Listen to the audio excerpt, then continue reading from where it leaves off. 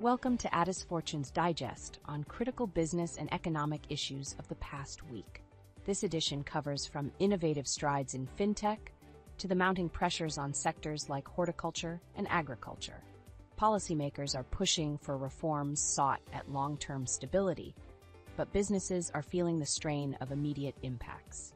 Whether it is the launch of a regulatory sandbox by the Ethiopian Capital Market Authority or the ongoing struggles faced by insurance companies amid soaring inflation, these 5 stories capture the critical changes that are shaping the country's economic future. The Ethiopian Capital Market Authority is set to introduce a regulatory sandbox that will allow financial technologies with disruptive business models to operate with temporary licenses.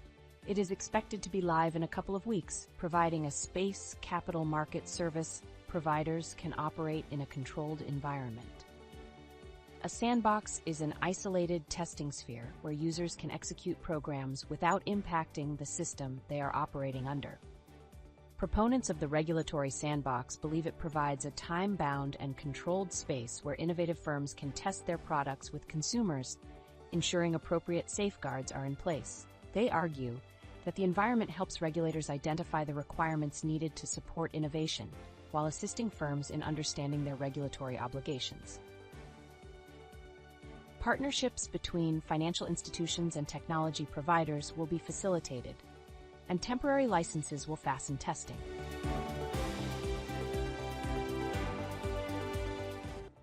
The National Bank of Ethiopia's recent move has stirred concern within the horticulture industry, as exporters are now required to convert half of their foreign exchange earnings into birr within a month.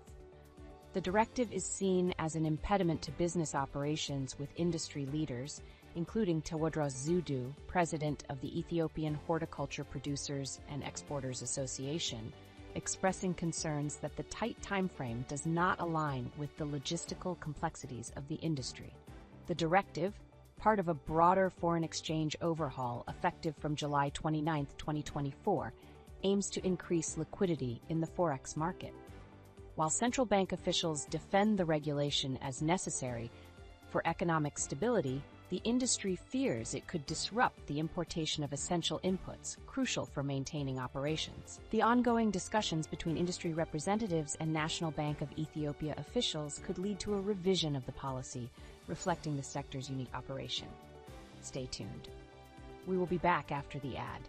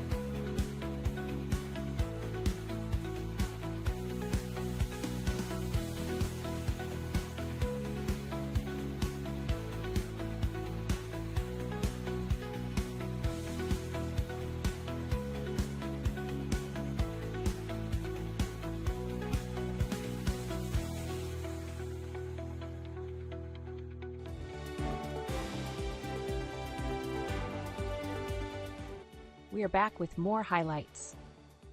The Development Bank of Ethiopia has come under fire for its decision to discontinue funding for rain-fed agricultural projects.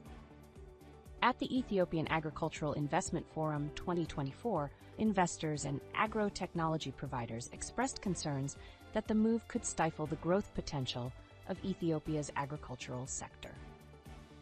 While Development Bank of Ethiopia President Yohannes Ayalu, PhD, clarified that rain-fed agriculture is not entirely excluded from the bank's offerings, the decision to focus on irrigation-based projects has raised questions about the bank's commitment to supporting the agricultural sector.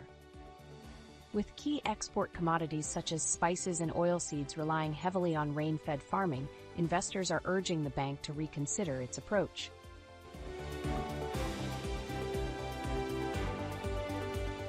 Three weeks into the floated exchange market, policymakers are hailing the move as a crucial step towards economic stability, while businesses voice concerns about market volatility during a discussion. Officials believe the reform will address currency shortages, boost economic growth, and create a more transparent market long-term. Given the government's lack of budget to finance investment, they believe the new reform is expected to enhance the private sector and attract foreign direct investment. With the immediate effect, however, importers and manufacturers are facing difficulties due to increased costs, supply chain disruptions, and liquidity constraints. While some experts see long-term benefits for exporters, others warn of short-term shocks and the need for structural reforms.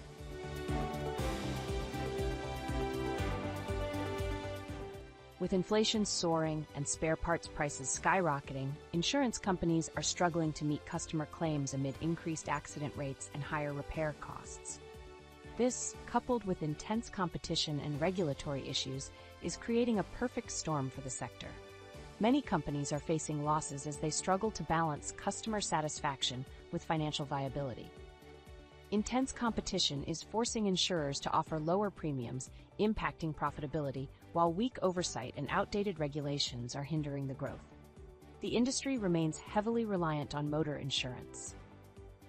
Experts emphasize the need for diversification, pointing out that the challenges go beyond rising costs, citing bureaucratic procedures, delays in reevaluations, and fraudulent practices as other issues plaguing insurers. That's all for today. We'll be back with more updates next week. May good luck and fortune always be with you.